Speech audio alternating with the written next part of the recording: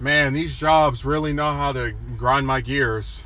I had somebody call me yesterday and they're like, hey, we have this new position at this warehouse available, and maybe you can come in tomorrow for an interview. And I'm like, okay, fine, whatever. It has been a while since I had an actual in-person interview. I think about a month. So I agree to their little terms, meet us tomorrow, and then all of a sudden I get a text message about 10 minutes later. Hey, the interviewer is not available at that time. Can we change your interview time from 1 p.m. to 2 p.m.? I like to get this stuff out of the way as fast as I can, just like during the day, just be done with it. But I go, okay, fine, whatever. I'll come an hour later. And I get on the freeway, I drive over here, all that amazing, lovely traffic.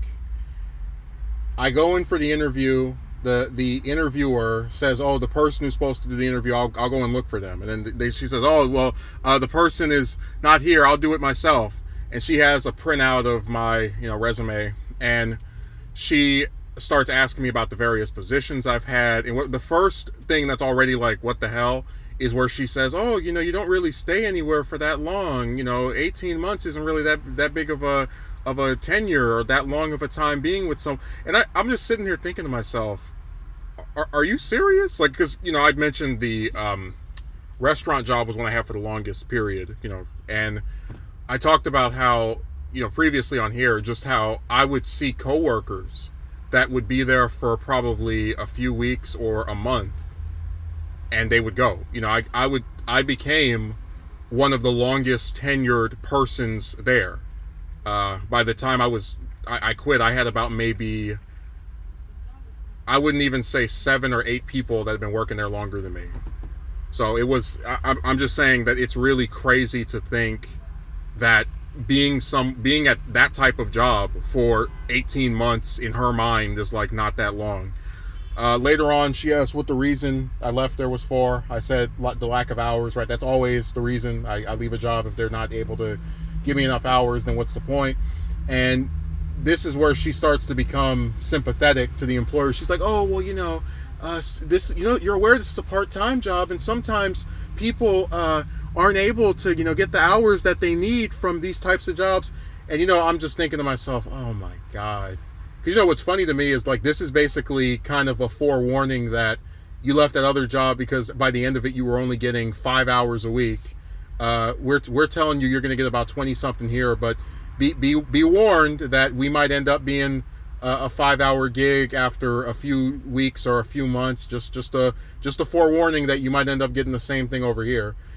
And then she starts to mention how on my resume there are no reference numbers, like different people to call to, I guess, verify either that I had the job or to speak highly of me.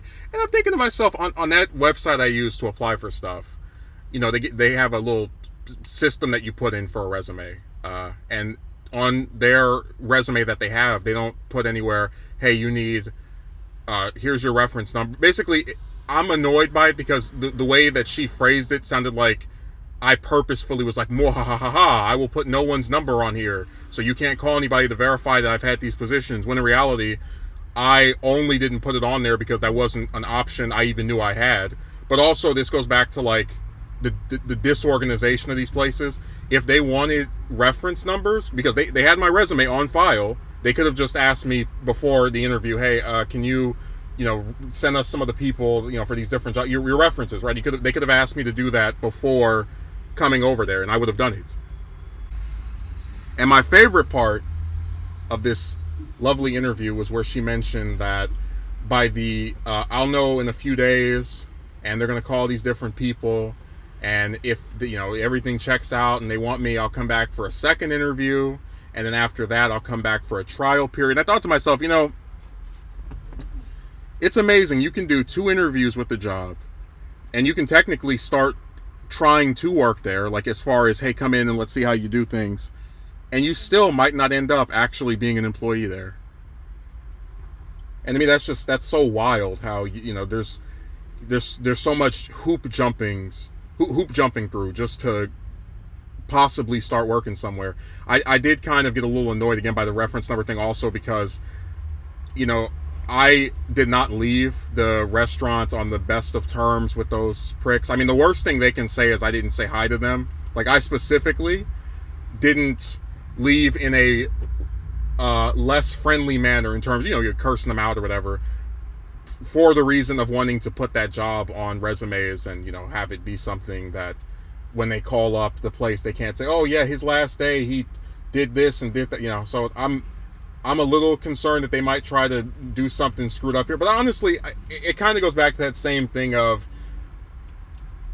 if they couldn't get the number, if I wouldn't provide the number for that place or for some other position, they would say, oh, you didn't really have it. Or, they would basically, whatever, if a company is intent on just like pulling your leg but not hiring you, it almost seems as though no matter what you do, it's not enough. You put down a resume with 5 different jobs, of all the years of working at various places.